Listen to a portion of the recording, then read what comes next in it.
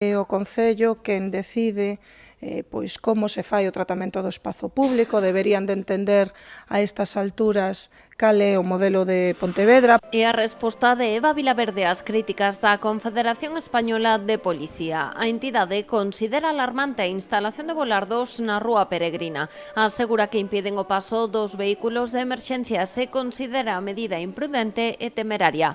Vilaverde, pola súa banda, recordou que o paso de tráfico rodado por esta rúa xa estaba prohibido. Por aí xa non estaba permitido o paso, salvo que fose por unha cuestión moi puntual. Non se obstaculiza o labor da Policía Nacional, igual que non se obstaculiza o labor da Policía Local, que tamén ten que patrullar pola zona urbana de Pontevedra. Entón, eu creo que é simplemente unha cuestión de acostumarse a ir polas zonas que están habilitadas para circular sin maior problema. Así as cousas, a concelleira recordou que a instalación destes volardos é unha medida temporal. A intención do goberno local é retiralos cando a cidadanía volva a concienciarse de que non está permitido circular por esta zona. Tes permanentemente patrullas ali ou é complicado.